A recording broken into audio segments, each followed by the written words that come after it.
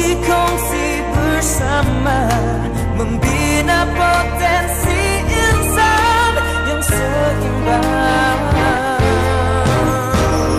Ayolah kita semua bersama satu suara, melonjakkan pendidikan bertaraf dunia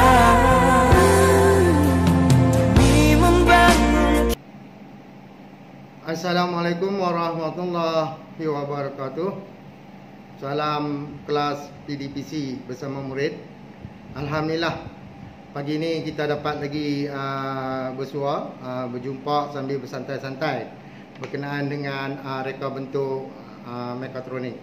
Jadi saya mohon kepada pelajar-pelajar jangan lupa like dan subscribe. Insan kreatif inovatif, transformasi pendidikan diutamakan. Bangunlah kita semua kejayaan di hadapan, bersatu hati menjunjung hasrat yang utama. Ayolah kita semua bersama padu tenaga menjalankan. Saya akan bincangkan berkenaan dengan palang automatik. Jadi kamu sebagai pelajar, kamu saksikan apakah penambahbaikan yang boleh dilakukan pada palang automatik ini. Jadi kita saksikan. Palang automatik adalah produk bagi reka bentuk mekatronik. Ianya pada mulanya menggunakan switch ataupun mode kawalan. Seseorang itu apabila dia menggunakan palang automatik, dia adakan pengawal yang untuk menekankan switch. Jadi palang automatik ini setahu saya ia adalah produk mekatronik dan mula dibuat pada tahun 1992 pada Jambatan Pulau Pinang. Lepas itu dibuat penambahbaikan dengan menggunakan barcode. Selepas menggunakan barcode, penghasilan produk ini dibuat penambahbaikan dengan menggunakan kad. Jadi pada mulanya ia menggunakan switch mode kawalan. Lepas itu dibuat penambahbaikan menggunakan kad touch and go. Selepas menggunakan touch and go, dia menggunakan penambahbaikan lagi seterusnya. Jadi penambahbaikan seterusnya sehingga hari ini dia menggunakan smart tag. Dengan ini menggunakan smart tag adalah satu produk penambahbaikan pada produk palang automatik yang terdapat di mana-mana lebuh raya. Kamu dikendaki memikirkan apa lagi penambahbaikan yang boleh dilakukan pada palang automatik ini. Jadi kamu saksikan.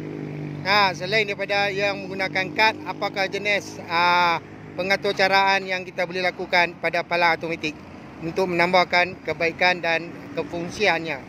Jadi ini yang dikatakan produk reka bentuk dan teknologi. Kita bukan mengatakan reka cipta pada produk asal. Produk asal adalah palang automatik. Jadi kita buat penambahbaikan. Penambahbaikan yang terdapat pada palang automatik ini dinamakan sebagai reka bentuk dan teknologi.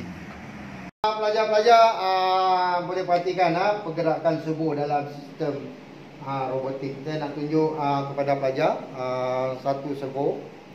Ini adalah servo motor. Fungsi servo motor, dia boleh bergerak 90 darjah. 90 darjah. Servo motor yang ada pada saya adalah dia boleh bergerak 90 darjah. Ada servo motor dia boleh bergerak 180 darjah. Ini servo motor.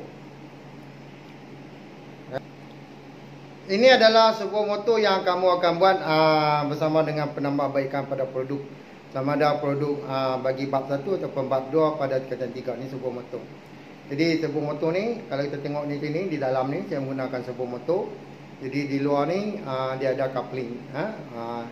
Yang ini adalah tempat pengagih makanan sesuai untuk produk penambahbaikan pada aplikasi aquaponik dengan aplikasi mekatronik. Jadi bila ada dua aplikasi, maka kita berjaya menghasilkan satu produk, iaitu produk untuk penghasilan produk.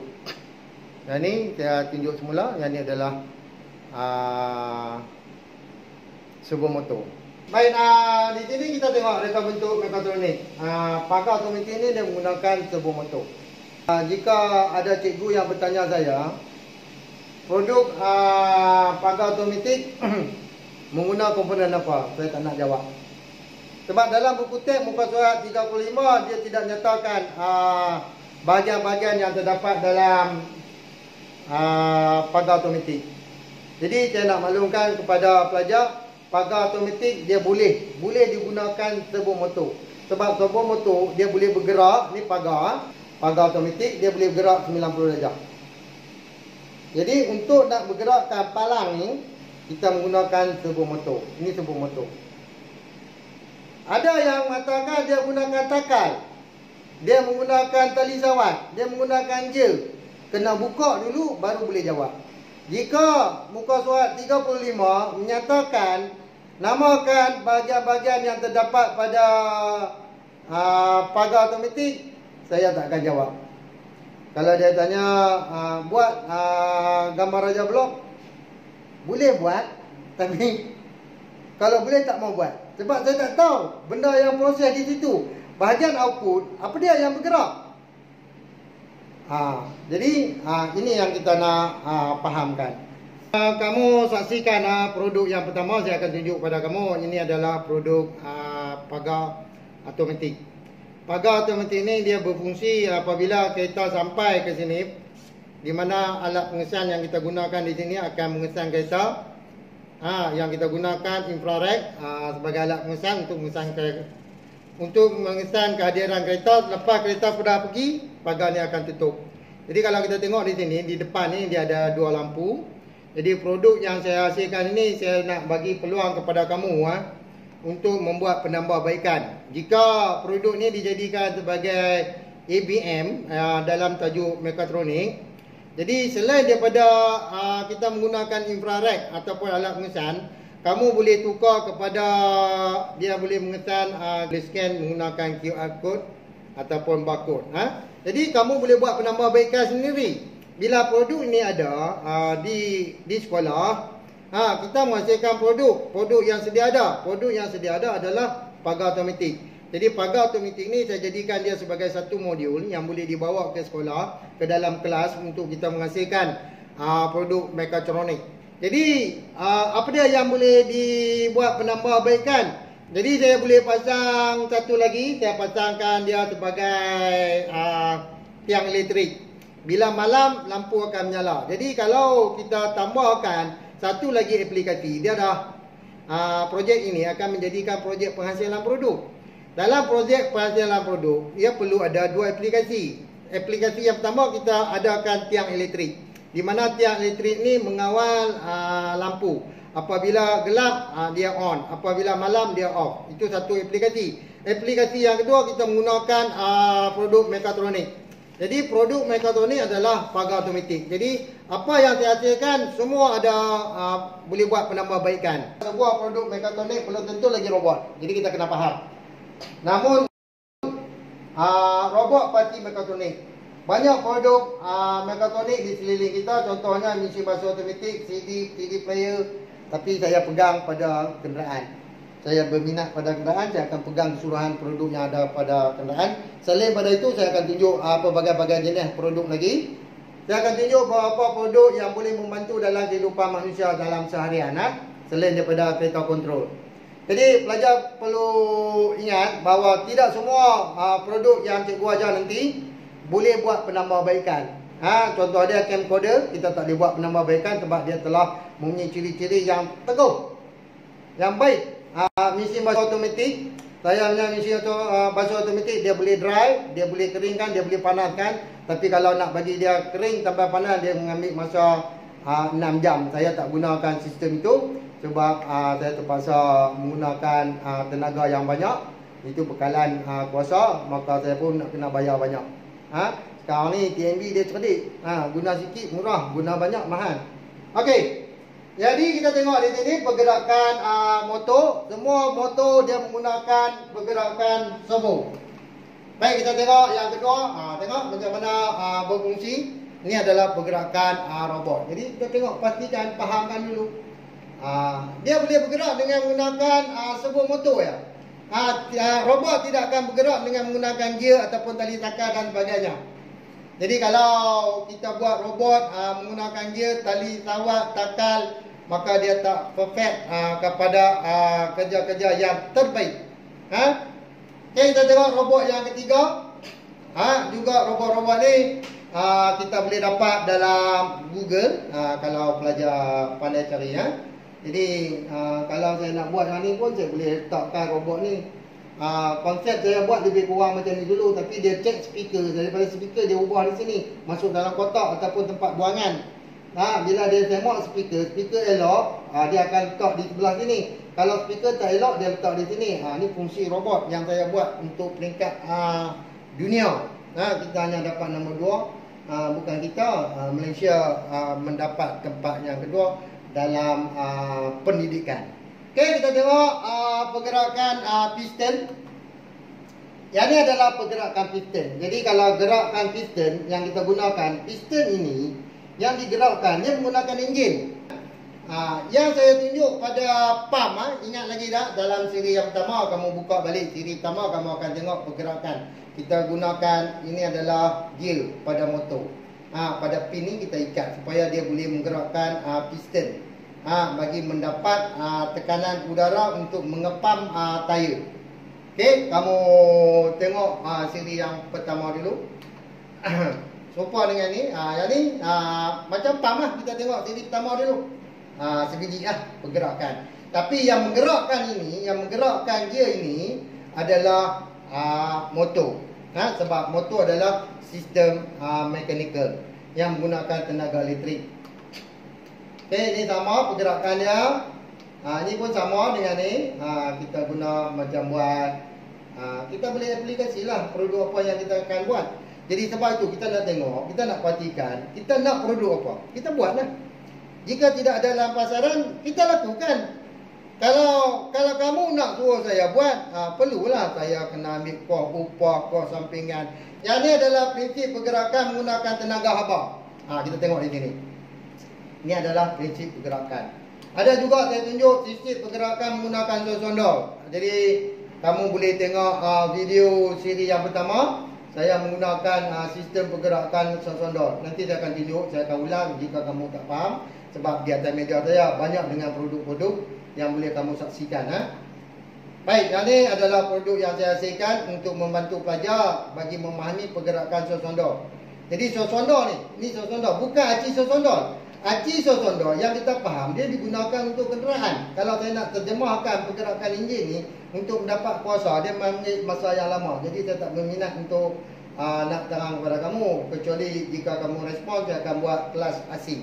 Kelas ini tak masuk pada aplikasi penambahbaikan pada produk mekatronik. Ini pergerakan. Jadi umur ni saya dah terang dalam video. Kamu cari balik video dalam kelas PDPC bersama murid, kamu akan jumpa macam mana pergerakan lesung ni. Saya panggil dia lesung model lesung. Ini sliding door. Kita boleh buat sliding door. Saya ada satu produk.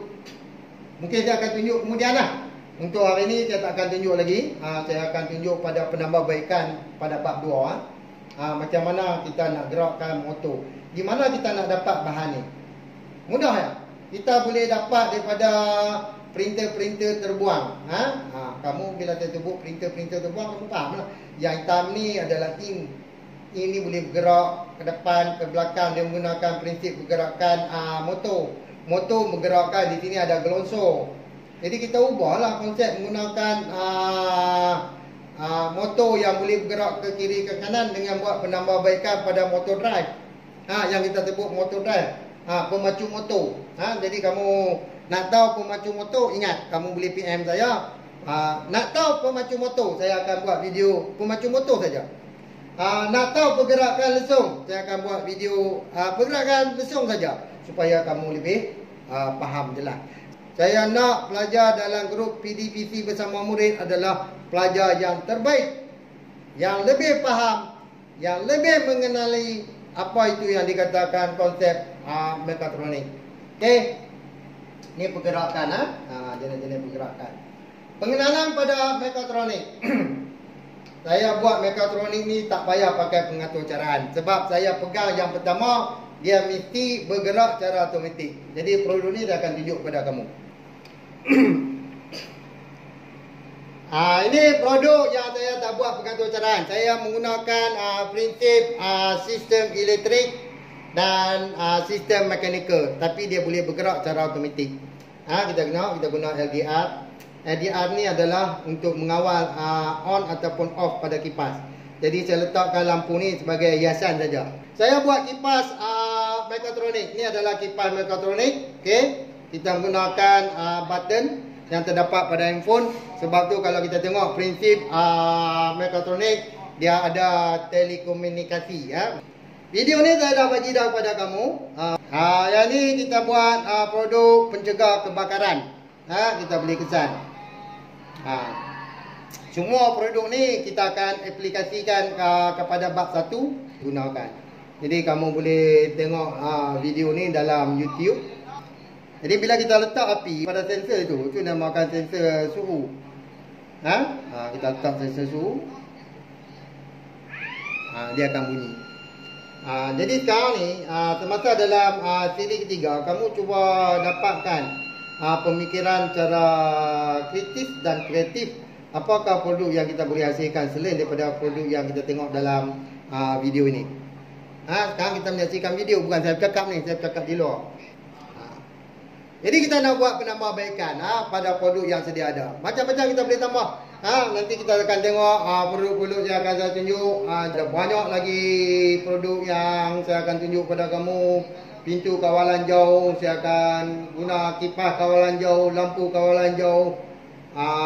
Saya akan guna balik yang terdapat dalam buku teks muka surat 35 berkenaan dengan alat pewangi yang dikatakan produk Mechatronic yang menjadi satu isu, mengatakan produk tersebut bukan produk Mechatronic, tapi bagi saya adalah produk Mechatronic.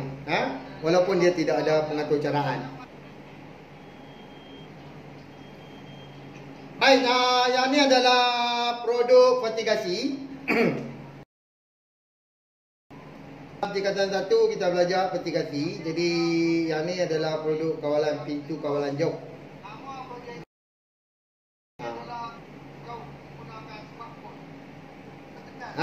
Jadi kita tengok dia menggunakan switch. Jadi kita nak masuk rumah, kita guna handphone saja. Jadi kalau kita tengok kita guna handphone, pada tombol-tombol pada pintu tidak ada tombol ataupun tidak ada selak. Jadi di sini pencuri tidak akan kesan sama ada kita ada di rumah ataupun tidak. Jadi saya selalunya saya buat lampu automatik. Bila waktu malam dia akan on. Bila dia on dapat menjamin keselamatan. Jadi kalau siapa-siapa tengok, oh dia kata ada orang. Macam itulah. Baik, kamu boleh tengok dalam grup ini berkenaan dengan video ini. Mungkin kamu akan faham apa yang saya cakap dalam rakaman tersebut. Yang ni servo motor yang tadi saya tunjuk, servo motor. Di mana kita nak gunakan servo motor, itu yang dikatakan kebat, kemaran berfikir arah tinggi. Kemaran berfikir arah tinggi dikendaki pelajar berfikir secara kritis. Cara kritis adalah kita nak buat satu produk sama ada apa yang kita nak nilai dari segi logik yang boleh digunakan ataupun tidak boleh digunakan. Baik, kita tengok ni wiper. Wiper ni akan on apabila hujan. Kita tengok tu hujan. Sekarang kita celup dalam air, on. Kita angkat, ibaratkan dia tidak ada hujan. Itu adalah pengesam kelembapan. Kita tengok seronok. Bila kita boleh buat produk, kita hasilkan produk, ia lebih menyeronokkan. Nanti kita akan tengok. Lepas habis video ni kita akan saksikan. Baik, berbalik pada ini kita tengok. Kamu tadi tak buatlah wiper yang saya tunjuk tadi tu. Tapi kalau kamu ada kemahiran yang tinggi untuk memikirkan cara kreatif, kamu bolehlah buat menggunakan wiper. Yang sebenar itu adalah produk sebenar. Yang ni bukan produk olok-olok ni. Ni produk sebenar berfungsi. Cara prototype. Celup dalam air, vapor hidup. Sama konsep dia. Tapi kita menggunakan motor saja. Jadi inilah kreativiti yang kamu perlu lakukan. Jadi dia lebih menyeronok kan. Kalau kamu tiap-tiap tahun nanti terdedah dengan kereta kontrol, lama-lama naik jemu. Dah tahu dah. Apa dia tu kereta kontrol dan sebagainya. Definisi mekatronik adalah cabang ilmu yang memfokuskan kepada sistem elektrik, mekanikal dan juga merangkumi gabungan robotik, elektronik, komputer, telekomunikasi, sistem kawalan dan kejuruteraan produk melalui reka bentuk dan pembuatan produk untuk meningkatkan atau mengoptimalkan kefungsiannya secara automatik. Ramai guru dan murid beranggapan mekatronik sebagai kata kunci yang sinonim dengan pergerakan kereta kawalan jauh. Saya tengok dalam grup YouTube sangat menyedihkan. Mana-mana sekolah bila masuk tajuk mekatronik, dia buat kawalan kereta kontrol. Lepas tu dia ambil kereta kontrol, letak dalam bengkel, lawan lumba. Kereta siapa besar, kereta siapa menang, kereta siapa keras, laju. Oh macam tu. Tu salah tu. Saya nak maklumkan kepada pelajar, kalau pelajar buat pengatur caraan pada kereta kawalan jauh, semata-mata untuk nak buat nak tengok siapa paling laju, salah nak. Tolong tukar dan ubah fikiran kamu. Saya harap kamu bertaubatlah daripada sekarang. Jangan lakukan perkara yang sama untuk tahun ni dan juga tahun-tahun berikut. Sebab ramai yang menganggap, bagi saya ramai guru dan murid menganggapkan mekatronik sebagai kata kunci yang sinonim dengan pergerakan kereta kontrol. Lepas ni ada tak lagi yang orang nak guna kereta kontrol? Boleh guna kereta kontrol. Kereta kontrol adalah produk mekatronik. Tapi apa yang kita nak perlu pelajari itu adalah penambahbaikan. Bukan kita nak buat pengatur caraan. Membuat pengatur caraan tidak ada dalam DSKP. Muka surat 19 1.1 menyatakan maksud reka bentuk mekatronik. Baik, terima kasih Encik Faiz. Kita ada robot. Selalunya saya kenali robot ni adalah datang daripada Jepun. Sekarang kita nak tengok ini robot KUKA. Robot KUKA ni adalah sumbangan daripada kerajaan Jerman. Jadi kita tengok ini adalah robot. Di mana robot ni dia menggunakan banyak kepada servo motor. Maksud servo motor saya dah terang dalam siri 3. Itu dia boleh bergerak kiri, kanan, atas, bawah. Ini dikatakan servo motor. Tapi sendi kita bukanlah servo motor. Kalau kita tengok bahagian-bahagian bergerak ni adalah dia menggunakan 100% servo motor. Jadi robot tidak menggunakan motor untuk bergerak. Kalau motor untuk bergerak, dia membuat pusingan. Tetapi kalau kita tengok di sini, dia menggunakan servo motor. Servo motor dia boleh bergerak 90 darjah ataupun 180 darjah. Ini saya tunjuk. Ini adalah pergerakan yang dikatakan servo motor. Ini adalah sebahagian daripada robot. Robot ini adalah untuk memindahkan bahagian A kepada bahagian B. Merah dengan warna biru. Dia boleh mengenali warna. Daripada warna ini dia akan pindah kepada tempat yang kedua. Jadi kalau kita gunakan robot ini sebagai pembantu untuk membantu tugas-tugas manusia, seolah-olah macam kita suruh robot bawa peti minuman. Dia akan letakkan peti minuman, dia akan ambil peti minuman daripada conveyor, dia akan boleh letak di atas lori. Itu maksud dia melakukan kerja-kerja yang dikatakan kerja-kerja yang manusia tak boleh buat. Baik, kamu boleh tengok robot yang saya terang tadi. Yang pertama robot, yang kedua robot, yang ketiga ini adalah robot yang keempat. Robot yang keempat adalah robot yang digunakan untuk membuat painting ataupun untuk mengecat. Jadi mengecat adalah satu pekerjaan yang paling membayangkan pada manusia. Sebab apa? Bila kita menggunakan proses mengecat, uap-uap yang terdapat dalam bahan kimia ni akan masuk dalam paru-paru kita, menyebabkan kita mudah terdedah kepada penyakit kanser. Jadi oleh kerana kerja-kerja ini adalah kerja yang paling membahaya, maka robot akan melakukan kerja ini. Jadi kerja yang dilakukan oleh robot adalah yang dikatakan sebagai robot. Produk mekatronik tidak boleh melakukan kerja-kerja tugatan yang berat seperti mana kerja-kerja yang dilakukan oleh manusia. Kamu dah tengok skrin yang saya paparkan dalam siri ketiga. Jadi pastikan, jangan lupa like dan subscribe. Nanti dia akan tunjuk lagi supaya kamu dapat mengikuti di dalam PDPT bersama murid, iaitu bagi tajuk reka bentuk mekatronik.